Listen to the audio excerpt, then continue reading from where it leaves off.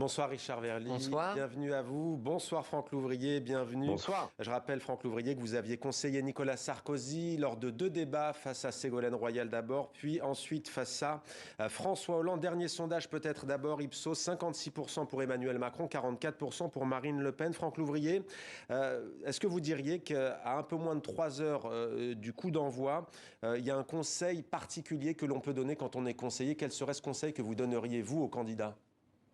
Se concentrer sur la période qui va avoir lieu, c'est-à-dire ne pas essayer de se disperser sur des détails. Les collaborateurs, les proches sont là pour gérer le moindre détail. Maintenant, c'est un affrontement, c'est une confrontation. Et de ce fait-là, il faut parfaitement bien maîtriser la forme autant que le fond. Le fond, vous savez, ils se sont entraînés depuis déjà plusieurs semaines, si ce n'est plusieurs mois, avec la campagne électorale. Par contre, la forme est importante. La télévision, elle s'écoute avec les yeux. Donc l'attitude, le comportement, faut être vigilant là-dessus. Sur le fond, Franck Louvrier, vous dites crédibilité pour Marine Le Pen, sincérité pour Emmanuel Macron et qu'il ne tombe pas dans l'excès et l'arrogance, c'est ça? Oui, je pense qu'il est important pour le président sortant d'expliquer ce qu'il a à faire, mais surtout d'essayer d'être en permanence dans l'esprit de critique que peuvent avoir les Français en disant mais pourquoi il ne l'a pas fait les 5 dernières années. Donc ça, c'est sans doute la démonstration qu'il doit avoir en permanence. Et puis pour Marine Le Pen, bien sûr, il y a une forme de présidentialisation à obtenir, un peu de hauteur. C'est vrai qu'elle a, je dirais, une partie à regagner parce que la dernière fois, elle avait fait une prestation très médiocre. Richard Verly, j'aimerais vous montrer un sondage Ipsos d'il y a 5 ans, le 1er mai, avant le débat à l'époque entre Marine Le Pen et Emmanuel Macron, 59-41. Et 2 jours après, le vendredi, donc 2 jours avant le second tour, vous le voyez, 63-37, ça veut dire 4 points de plus pour Emmanuel Macron, 4 points de moins pour Marine Le Pen. La question est simple, est-ce qu'un débat peut faire bouger les lignes ? Oui, là en l'occurrence, il avait aggravé les lignes. Il les avait pas vraiment fait bouger, puisque aucun sondage n'avait donné Marine Le Pen gagnante de toute manière à l'issue du second tour. Pas d'inversion des courbes. Il n'y avait pas eu d'inversion des courbes. Mais il les avait aggravées parce que, comme le disait Franck Louvrier, elle n'était pas apparue présidentielle. Il y a non seulement la séquence qu'on a vue tout à l'heure, où elle s'esclave presque devant Emmanuel Macron, mais il y en avait eu une avant encore plus dommageable, c'est celle où elle avait confondu Alstom et SFR. Ah oui. Et donc, c'est évident que pour elle, elle a un autre enjeu, au-delà de la présidentialisation, je dirais presque, c'est de se montrer professionnelle. Professionnelle, c'est-à-dire une parfaite maîtrise des dossiers, et on sait que sur ce dossier, sur ce point-là, Emmanuel Macron est très fort. Franck Louvrier, vous n'avez pas droit à un joker. Diriez-vous que François Hollande a battu Nicolas Sarkozy avec sa fameuse tirade qui a duré plus de 3 minutes, moi président? Non, pas du tout. Pour la simple et bonne raison, c'est que quand vous regardez les chiffres, Nicolas Sarkozy n'a fait que progresser au fur et à mesure du temps et même après le débat. Il faut faire attention parce que les débats, ça bouge pas tellement de voix. En fin de compte, les convaincus restent convaincus, les opposants restent opposants. Peut-être avec une particularité cette fois-ci, où les participants sont plus faibles, c'est-à-dire qu'il y a un taux d'abstention plus fort, donc il y a plus d'hésitants, plus de gens qui veulent aller vers le vote blanc, et peut-être qu'ils attendent en fin de compte cette étape de l'élection présidentielle. Mais ça peut pas faire perdre un débat, Franck Louvrier, ça peut pas faire perdre un des deux candidats? Si, bien sûr, la faute de quart, elle est fatale. La faute de quart est fatale parce que quand vous faites une erreur comme celle de Marine Le Pen la dernière fois, vous le voyez bien, ça amplifie une dynamique. Mais en général, ça n'inverse pas les dynamiques. Et à l'inverse, face à Ségolène Royal, est-ce que vous diriez que Nicolas Sarkozy avait gagné parce qu'elle s'était un peu trop énervée? Non, c'est pareil, ça amplifie un peu les choses, parce qu'elle s'est déprésidentialisée, et lui s'est présidentialisé. C'est un peu ça, l'histoire de 2007. Et en fin de compte, ça a amplifié les mouvements, mais ça n'a pas fait bouger énormément de voix. Richard Verly, c'est quoi au fond ce soir le grand enjeu? Sur quoi il va falloir que les deux se démarquent? Est-ce que c'est sur les questions régaliennes? Est-ce que c'est sur le pouvoir d'achat? Est-ce que c'est sur les questions internationales, avec notamment cette guerre en Ukraine? Oui, je crois qu'il y a 2 enjeux. Il y a quand même cette fois-ci, et c'est une spécificité de ce débat, un véritable enjeu international.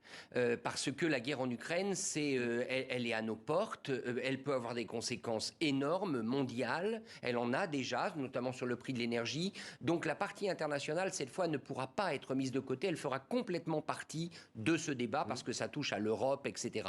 Et la deuxième chose, je crois, c'est pour Emmanuel Macron, il va falloir qu'il explique en peu de mots, parce que même si ça dure 2 heures et demie, c'est finalement très court.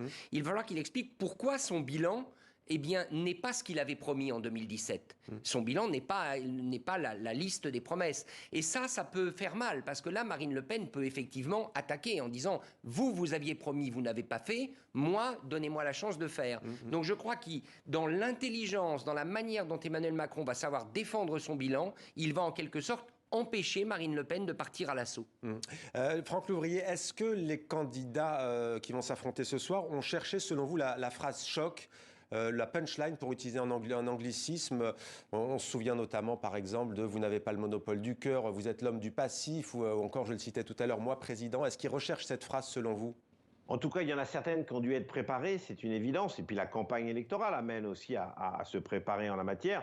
La seule chose, c'est que ce n'est pas toujours la phrase la plus opportune pendant le débat qui ressort. C'est parfois une phrase sortie naturellement. Donc voilà, donc ça dépend vraiment des circonstances et je dirais de la tension elle-même dans le débat. C'est vraiment, à la fois, on dit toujours préparation difficile, guerre facile. Je ne sais pas si la guerre est facile, mais la préparation doit être difficile et c'est sûr qu'on doit essayer de trouver les bons propos percutants qui puissent même parfois, je dirais, désamorcer son adversaire. Restez avec nous, Franck Louvrier, parce que j'aimerais vous entendre après sur une autre question, parce que le troisième tour arrive très vite. Richard Verly, comment côté suisse, je sais que côté belge, ça intrigue pas mal, ce ring politique, cette tradition du débat de l'entre-deux tours.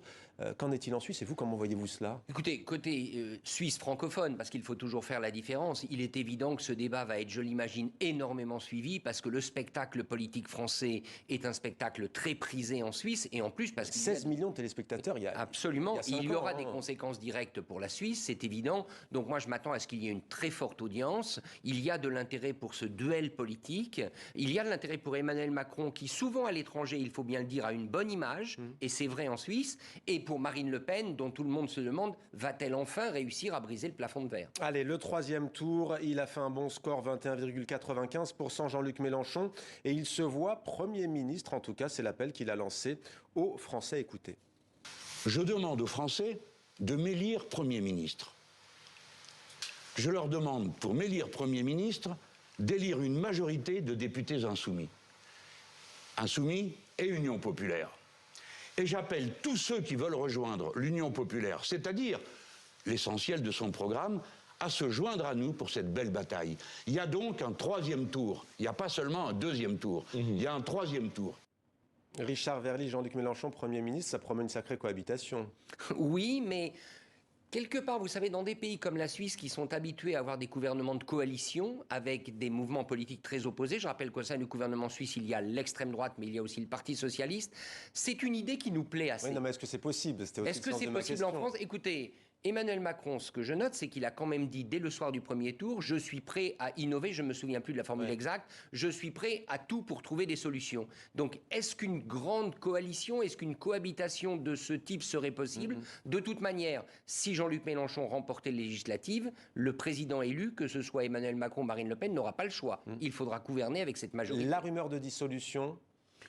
Écoutez, la dissolution, sitôt le président élu, moi je n'y crois pas. Et ensuite, il faudra 1 an avant de pouvoir dissoudre, donc peut-être en courant de mandat, mais se priver immédiatement de l'arme de la dissolution pour un président, c'est quand même courir un grand risque. Franck Louvrier, ce qui va suivre va vous intéresser. Alors, Éric Zemmour a disparu des écrans radars, très discret, mais la vice-présidente exécutive désormais de Reconquête a parlé. On écoute. Aujourd'hui, nous avons la possibilité, peut-être historique d'ailleurs, de pouvoir emporter, si nous sommes ensemble, une majorité au moins relative, si ce n'est absolue. Voilà, que c'est possible. Nous avons fait des projections, alors évidemment à partir des résultats du premier tour, et on peut espérer dans ces conditions qu'il y ait à peu près 379 seconds tours avec des candidats qui soient des candidats communs. Franck Louvrier, vous faites partie du parti Les Républicains. Avec ou sans vous, cette coalition des droites qu'appelle de ses voeux Marion Maréchal? Surtout pas avec les extrêmes, bien évidemment. Donc vous voyez bien que les extrêmes, qu'ils soient de gauche ou qu'ils soient de droite, essayent de se rattraper en voulant considérer l'élection législative comme un troisième tour. Les élections législatives ne sont pas un troisième tour. C'est la recomposition, bien sûr, du paysage politique français. Et à partir de là, cette recomposition du paysage politique français, qui en a les clés, ça sera le président ou la présidente qui sera élu dimanche soir. Alors c'est vrai qu'il est toujours très intéressant, en dehors des extrêmes, de s'inspirer des modèles de démocratie apaisée, comme la Suisse, comme l'Allemagne, comme les pays d'Europe du Nord, où on le voit bien, vous avez des confédérations, des coalitions qui se mettent en place pour justement laisser de côté les extrêmes et pouvoir travailler, gouverner, diriger ensemble. Regardez Merci. par exemple la réforme de la retraite à 64 ou 65 ans, elle pourra bien évidemment être réalisée avec des gens proches d'Emmanuel Macron, qu'ils soient En Marche, anciennement En Marche, qu'ils soient LR, qu'ils soient dans des gouvernements ou des partis de gouvernement. Et de ce fait-là, il faudra sans doute y réfléchir. En tout cas, ça dépendra bien évidemment de la décision du prochain président de la République. Merci Franck Louvrier. Juste en 30 secondes, Richard, on voit quand même que dans la bouche de Marion Maréchal, ça n'a pas la même puissance qu'avant les élections. Hein. Il y a 7% qui est passé par là. Non, écoutez, il est évident que le parti d'Éric Zemmour est dans une position difficile parce qu'ils n'ont pas réussi leur pari au premier tour et leur avenir va complètement dépendre de Marine Le Pen et du score de Marine Le Pen. Donc je crois que là, il y a une forme de rodomontade de Marion Maréchal qui prétend obtenir un score dont elle n'a aucune assurance. Richard Verly, merci Richard et merci encore Franck Louvrier d'avoir été avec nous en direct.